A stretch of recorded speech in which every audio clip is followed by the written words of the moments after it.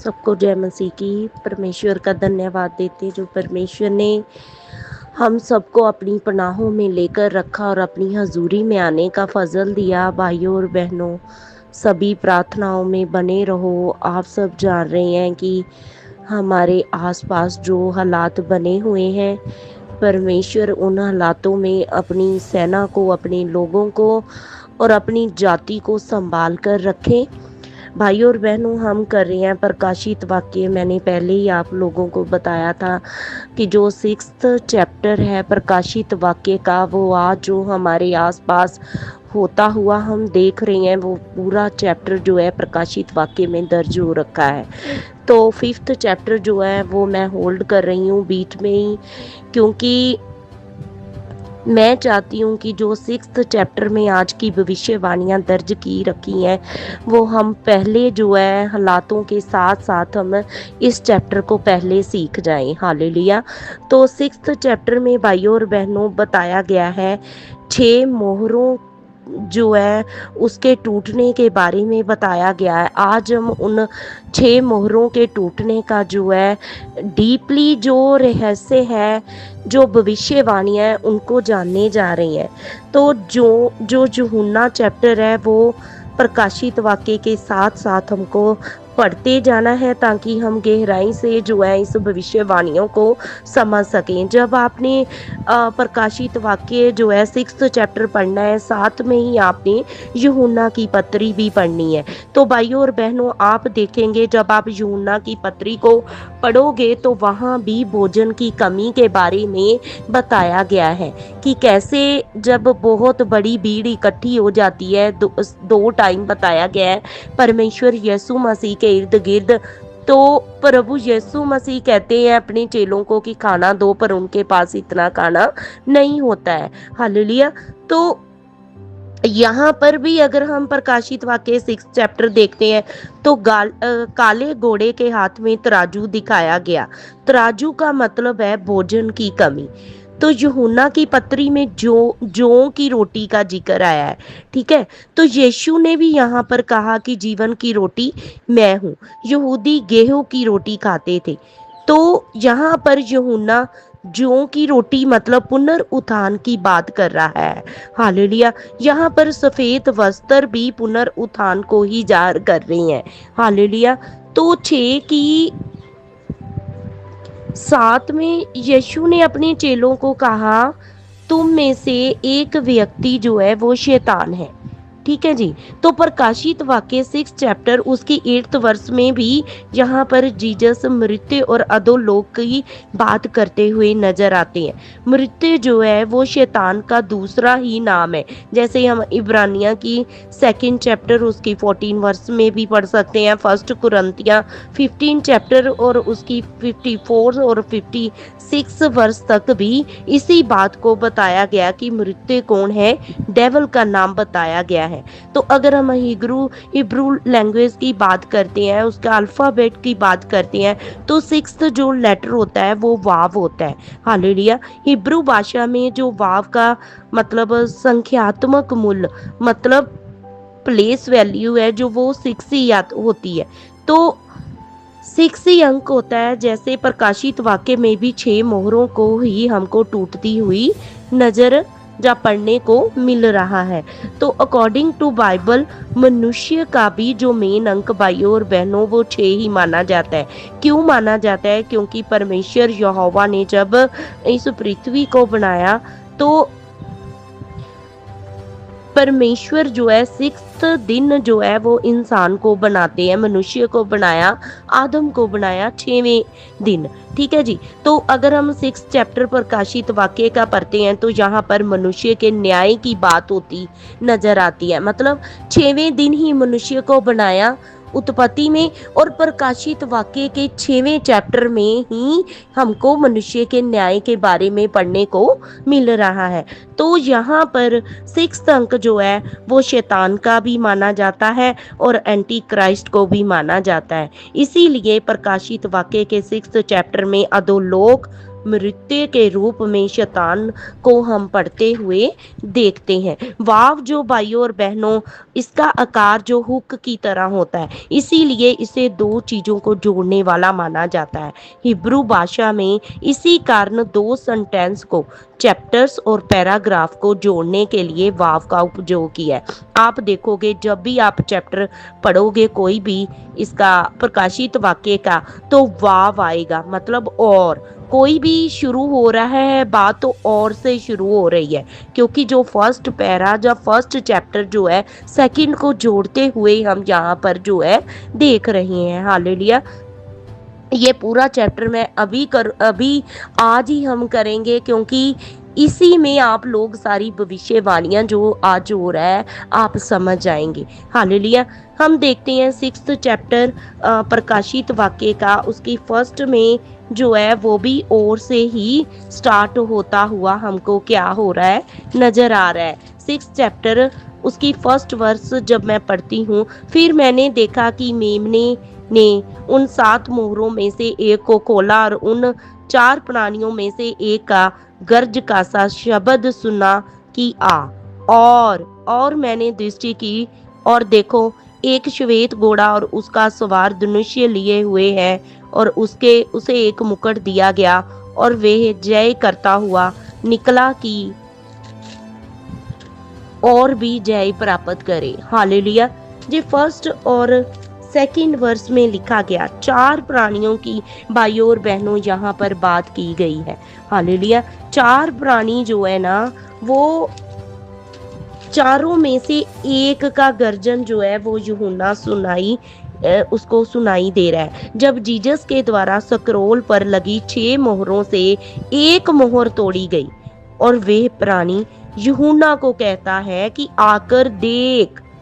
तुरी को वो नरसिंगे की आवाज के जरिए शब्दों से यूहन्ना, क्योंकि नरसिंगे की आवाज जो यूहन्ना जानता था वो यहूदी था। ठीक है, जैसे मैंने आपको पहले बताया, अदोनाए एलोहीम, मतलब जब वो फूका जाता था तो शब्दों के जरिए जो उसको फूका जाता था। ठीक है, वही बात जो है यूहन्ना से एक बार फिर वो बोल रहा है, चारों प्राणियों में से एक बोल रहा है, अभी एक। ठीक है, तो उसको कह रहे हैं आ देख, मतलब तकिया हा दा गुल्ला वो बोला है। तो इसका मीनिंग क्या है, यहूदी जानते थे कि परमेश्वर बुला रहा है, मंदिर में उपासना करने के लिए बुला रहा है। ये कोडेड आवाज हुआ करती थी, जो यहूदी हर एक शब्द के मीनिंग को भी समझते थे। सेकंड वर्स में बताया गया यूहन्ना श्वेत घोड़े और सवार के बारे में बता रहा है। हालेलुया। यहाँ पर भाइयों और बहनों, पूरा कलीसिया जो इतिहास है ना, उसके अकॉर्डिंग जो बोला जाता है कि जीसस मानते हैं कि श्वेत घोड़ा, जो श्वेत घोड़ा निकलता ही चला गया, मतलब चलता ही जा रहा है। ये किसके बारे में बोला गया है?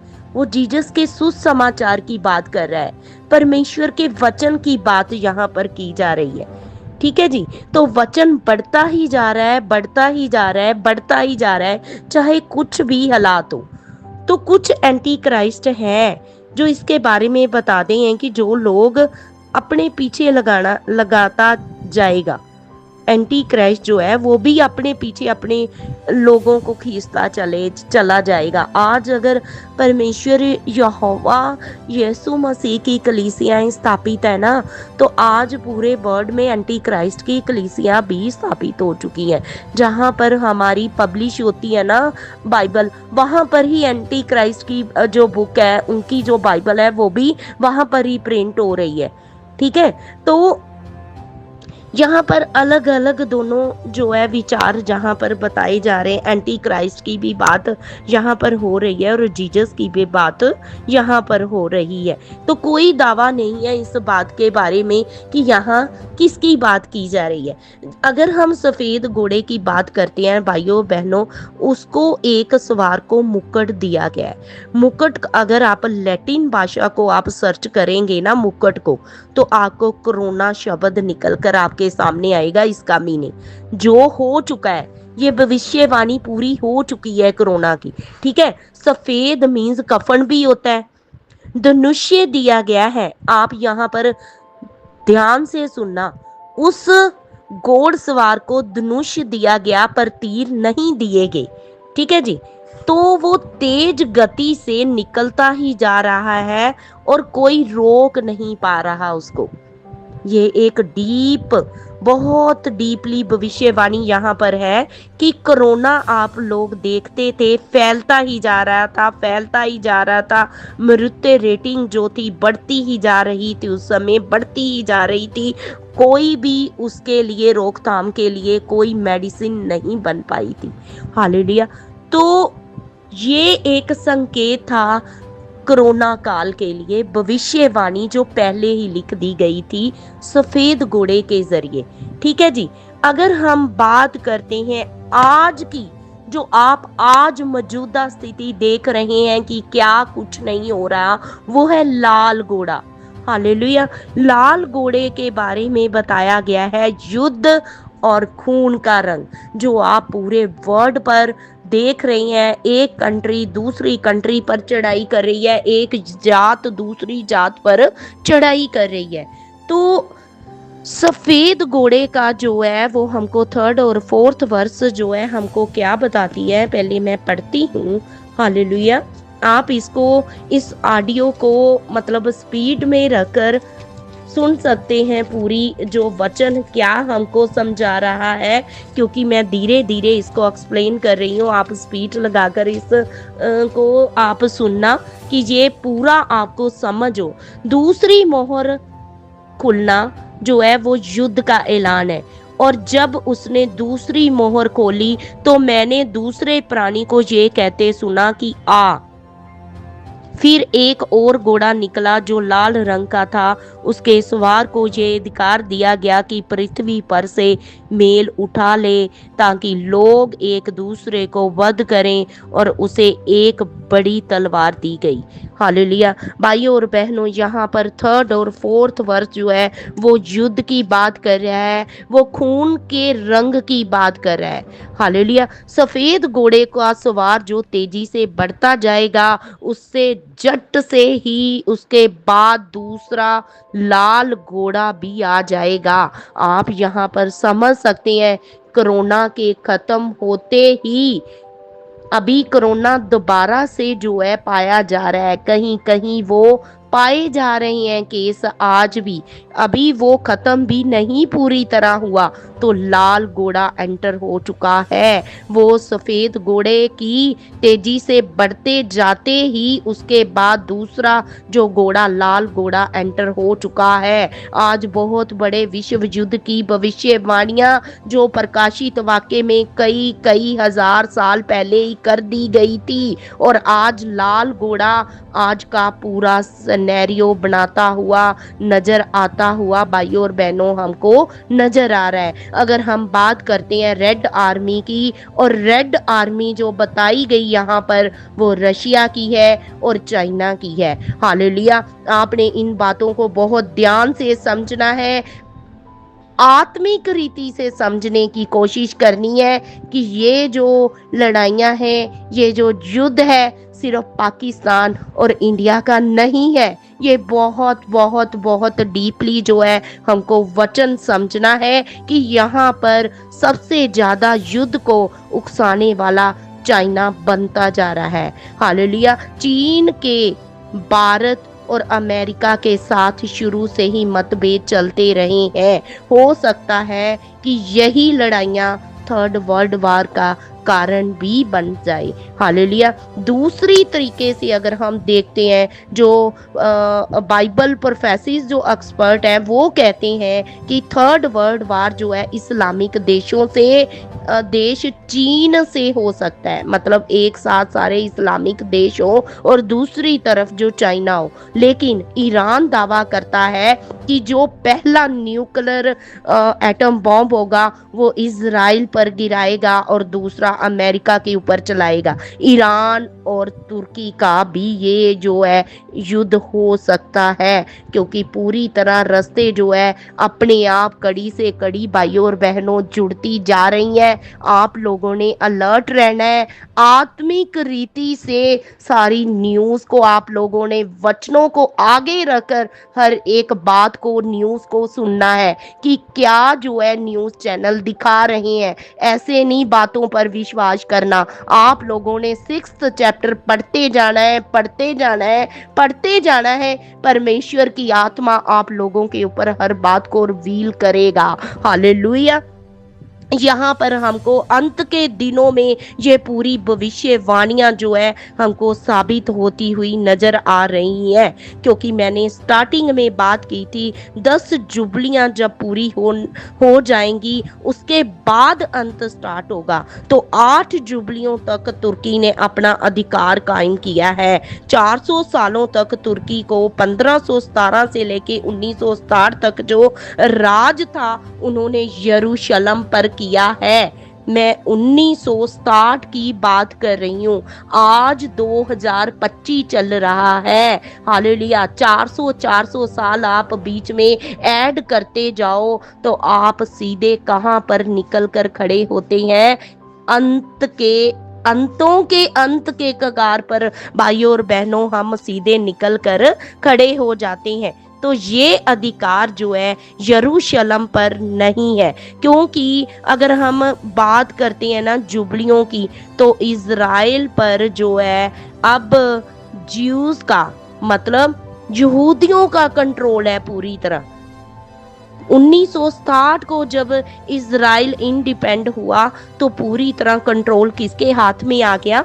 ज्यूज के हाथ में, यहूदियों के हाथ में आ चुका है। तो अब हम अंत के कंगार पर है अकॉर्डिंग टू बाइबल। अगर हम 10 जुबली की बात करें ना भाइयों और बहनों, 10वीं जुबली जो है ना वो 2017 से मसीह के दिनों की शुरुआत हो चुकी है। हालेलुया। क्यों? क्योंकि 2017 में यरूशलेम में जो डोनाल्ड ट्रंप था, उन्होंने अमेरिका के राष्ट्रपति ने इज़राइल की राजधानी घोषित कर दिया था। तो 10वीं जुबली जो है 2017 से भाइयों और बहनों स्टार्ट हो चुकी है। हालेलुया। अकॉर्डिंग टू अगर हम तालमुद यहूदियों का बहुत इम्पोर्टेंट जो ग्रंथ माना गया है, वहां पर जो शब्द 118 उसकी बी में लिखा हुआ है, यहूदियों को 2 शब्द के दिन मनाए जाएंगे। जैसे मूसा का प्रधान उनको चुना गया, मूसा को परमेश्वर ने मूसा को चुना। बाइबल के जमाने के बाद यहूदियों ने कभी भी ये नहीं मनाया। ठीक है। तो उस दिन भी 14 दिन का लॉकडाउन रहा जब मूसा इज़राइलियों को निकाल कर लेकर आया था। जब मरी आई थी वो 14 दिन तक अपने घरों में उन्होंने अपने आप को बंद कर लिया। अगर हम कोरोना काल की भी बात करते हैं तो उस टाइम पर भी यहूदियों ने 2 शब्द के दिन मनाए लॉकडाउन में। ठीक है जी। मतलब वही जो है इतिहास जो है रिवाइज हो रहा है। परमेश्वर क्या चाहते हैं? हालेलुया। आपने गहराई से समझना है वचनों के द्वारा। पहली बार जैसा बाइबल में दर्ज है और यहूदियों के इतिहास में पहली बार उन्होंने मिस्र जैसा शपथ जो है कोरोना काल में यहूदियों ने मनाया था। हालेलुया। तो यहूदियों को रब्बियों ने पूरे इंटरनेट में, पूरे इज़राइल में जो उन्होंने मनाया वो बताया कि तालमुद में जो भविष्यवाणी की गई थी, जब 2000 साल पहले जो भविष्यवाणी की गई थी इज़राइलियों के द्वारा, वो कोरोना काल में पूरी हुई। हालेलुया। अगर 13वीं सदी के बात करते हैं ना, 13वीं सदी की तोरा के महान नबी यकेब देन अशीर हुए हैं। वो बताते हैं कि मसीह तब तक नहीं आएगा जब तक यहूदी लोग फसह का पर्व वैसा का वैसा नहीं मनाएंगे जैसा उन्होंने मिस्र में मनाया। जिस रात मौत का दूत घूम रहा था और लोग अपने घरों में बंद थे, अपने अपने घरों में बंद थे। तो भाइयों और बहनों, लॉकडाउन के समय 3000 सालों के बाद 8 अप्रैल 2020 में वही फसह का पर्व इजराइलियों ने यरूशलेम में ठीक वैसा का वैसा ही मनाया। हालेलुया। तो वो भविष्यवाणी 3000 सालों के बाद पूरी हुई। इन घोड़ों को आज के प्रेजेंट सिचुएशन के अकॉर्डिंग समझने की कोशिश करनी है हमको। हालेलुया। अगर हम बात करते हैं 6th चैप्टर उसकी 5th और 6th वर्ष में क्या लिखा है। और जब उसने तीसरी मोहर खोली तो मैंने तीसरे प्राणी को ये कहते सुना कि आ। और मैंने दृष्टि की और देखो एक काला घोड़ा है और उसके सवार के हाथ में एक तराजू है। और मैंने उन चारों प्राणियों के बीच में से एक शब्द ये कहते सुना कि दीनार का सेर भर गेहूं और दीनार का 3 सेर जौ और तेल और दाख रस की हानि ना करना। तेल और दाख रस की हानि ना करना। हालेलुया। भाइयों और बहनों, आप लोग ये बातों को जानते हैं कि जब एक देश में युद्ध होता है तो कितने अरबों खरबों जो है उस पर जो है वो कीमत जो है नष्ट हो जाती है। तो वो पूरा रिस्टोर करने के लिए महंगाई को बढ़ाया जाता है ताकि वो लेवल क्लियर कर सके। जे अंडरस्टूड है कि जहाँ जिस जिस कंट्री में लड़ाई होगी वो 10-10 साल कंट्री पीछे चली जाती है। उसको रीस्टोर करने के लिए टैक्स बढ़ाए जाते हैं, जीएसटी बढ़ेगी, हर एक चीज पर जो है टैक्स बढ़ जाएंगे।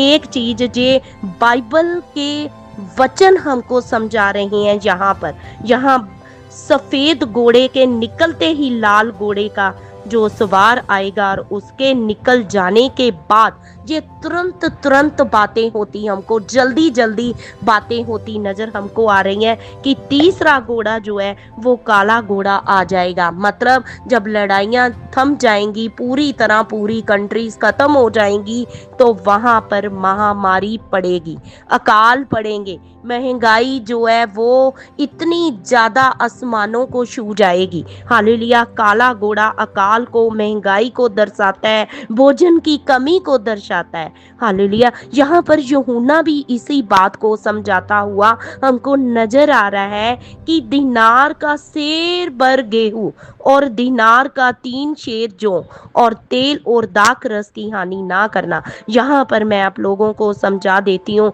जब मेरे पास हिंदी रायरी बाइबल है, भाइयों और बहनों, जितने भी मैंने नोट्स बनाए हैं ना, ये रायरी बाइबल से, और कुछ मैंने जो बुक्स पढ़ी हैं और कुछ जो मैंने नोट्स मतलब टीचिंग ले लेकर ये मिक्स जो नोट्स बनाए हैं ना, मतलब कि उस टाइम का अगर रायरी बाइबल में मैंने देखा कि एक शेर का मतलब होता था 950 ग्राम, पूरा 1 किलो नहीं होता था, 50 ग्राम कम होता था।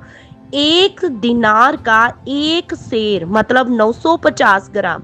अगर हम डेक्स बाइबल की बात करते हैं ना, वहां पर बाइबल के जमाने में एक दिनार 1 दिन की मजदूरी हुआ करती थी। भाइयों और बहनों, बाइबल के जमाने में एक दिनार में 8 सेर गेहूं और 24 सेर जौ खरीदा जा सकता था। तो प्रकाशित वाक्य में यही बात को बताया गया कि अगर महंगाई बढ़ जाती है तो जो 8 शेर गेहूं आ रहा है ना 1 दिनार का, तो वो 1 दिनार का 1 शेर गेहूं आऊगा। आप समझ सकते हैं यहाँ पर कि भविष्यवाणी हो रही है कि 1 किलो चीज की कीमत का रेट 8 गुना बढ़ जाएगा। हालेलुया। ये इस बात की भविष्यवाणी कई हजार साल पहले प्रकाशित वाक्य में बता दी गई है। हालेलुया। 1 किलो चीज का जो भाव है, कीमत है, प्राइस है, 8 गुना बढ़ जाएगी। अगर एक चीज 100 रुपए किलो मिल रही है तो आने वाले दिनों में वही चीज 1 किलो 800 रुपए की मिलने वाली है। ये बाइबल के वचन बता रहे हैं, मैं अपनी तरफ से ये बातें नहीं बता रही हूँ। हालेलुया। क्यों? क्योंकि 1 सेर गेहूं और 3 सेर जौ मिलेगा। मीन्स महंगाई, भोजन की जो वस्तुओं होगी उसका प्राइस 8 गुना बढ़ जाएगा। तेल और दाख रस की हानि ना करना। तेल गरीबों के लिए यूज करने वाली उस टाइम मतलब बहुत ज्यादा इसको यूज करते थे, जो गरीबों की खरीदारी हुआ करती थी। ठीक है जी। तो जो दाखरस है वो बहुत धनराशि वाले खरीदते थे, तो धनवानों को कोई भी कमी नहीं होगी, वे और सुख विलास में बढ़ते जाएंगे। आप लोग अपनी आंखों से देखेंगे मिडिल क्लास का बुरा हाल हो जाएगा। हालेलुया। क्योंकि जो सिर्फ दो जो है वो जातियां रह जाएंगी, फर्स्ट अमीरों की, सेकंड गरीबों की। मिडिल क्लास तो बिल्कुल आने वाले टाइम में खत्म होने जा रही है। क्यों? क्योंकि ये बाइबल के वचन कह रहे हैं गरीब गरीब गरीब होता चला जाएगा, अमीर और अमीर होता चला जाएगा। हालेलुया। महंगाई पर किसी का कोई भी जोर जो है वो नहीं चल पाएगा, ना चाहते हुए भी। जो जहां की गवर्नमेंट होगी उनको एक वस्तु के दरों को, उसकी कीमतों को बढ़ाना ही पड़ेगा अपने देशों को चलाने के लिए। हालेलुया। अगर हम आज की बात करते हैं, इतनी जीएसटी बढ़ी है तो क्यों बढ़ी है? आज आप देख सकते हैं कि हर हर एक जो मतलब दुश्मनों की तरफ से जो आ रही हैं उसको हवा में रिफ्यूज किया जा रहा है। तो इतनी इतनी भारी कीमतों को अदा करके अगर वो तैयार की गई हैं, मुझे उसके नाम नहीं आते हैं, जो भी है, अगर हम अपने घरों में सेफ है तो वो जीएसटी के कारण है। जो इतने टैक्स बढ़ाए गए, उन टैक्सों से इतना पैसा इकट्ठा हुआ, तो आज हर एक नागरिक की जान सेफ है, अपने घरों में है, अपने परिवारों में है। तो ये होती है पूरी का पूरा प्लान जो गवर्नमेंट का होता है कि हर तरीके से हमारे देशवासी जो हैं वो सुरक्षित रह सके। तो स्टेबल करने के लिए ये सब बातें होएंगी ही होएंगी। इसीलिए पहले से ही प्रभु ने अपने दासों के जरिए भविष्यवाणियां करवा के इन बातों को कई कई सालों से पहले जो है अलॉसमेंट हर एक कलीसिया में करवाई, ताकि हर एक जो मसीह है वो अलर्ट हो जाए आने वाले दिनों के लिए, आत्मिक रीति से, संसारिक रीति से अपने आप को प्रिपेयर कर सके। हालेलुया। आगे हम अगर बात करते हैं चौथी मोहर की। चौथी मोहर भाइयों और बहनों मृत्यु की है। यस, यहाँ पर साफ दिखाया गया है, 6th चैप्टर उसकी 7th और 8th वर्ष में लिखा है। और जब उसने चौथी मोहर खोली तो मैंने चौथी प्राणी को का शब्द ये कहते सुना कि आ। और मैंने दृष्टि की और देखो एक पीला सा घोड़ा है और उसके सवार का नाम मृत्यु है और अधोलोक उसके पीछे पीछे है। और उन्हें पृथ्वी की 1/4 पर यह अधिकार दिया गया कि तलवार और अकाल और मरी और पृथ्वी के वन पशुओं के द्वारा लोगों को मार डाले। हालेलुया। यहाँ पर भाइयों और बहनों साफ साफ इस बात को वचनों के द्वारा बताया गया पीले घोड़े के बारे में। जब चौथी मोहर तोड़ी गई, पीला रंग जो है भाइयों और बहनों वो लाशों को दर्शाता है। हालेलुया। लाशों के बारे में, मृत्यु के बारे में पीला घोड़ा जो है वो हमको बताता हुआ नजर आ रहा है। मृत्यु जो है वो शैतान का दूसरा नाम है। मैंने इस लेसन को, इस चैप्टर को स्टार्ट करने से पहले ही इस बात को क्लियर किया था। पीले घोड़े के पीछे पृथ्वी का 1/4 बाग है। पीले घोड़े के पीछे 1/4 पृथ्वी का बाग है। मतलब 1/4 पृथ्वी की जनसंख्या जो है, 4th पार्ट जो है पृथ्वी का, वो लाशों के ढेर हो जाएंगे। हालेलुया। कुछ तो तलवार के साथ और कुछ युद्धों के द्वारा बड़ा विश्व युद्ध होगा जिसमें 1/4 नाश हो जाएगा। और कुछ काले घोड़े के द्वारा, मतलब महंगाई भी 1/4 के बीच दर्ज होगी, जो मतलब भूख मरी के द्वारा, अकाल के द्वारा, महंगाई के द्वारा मरेंगे। ये कहाँ पर लागू हो रहा है आज?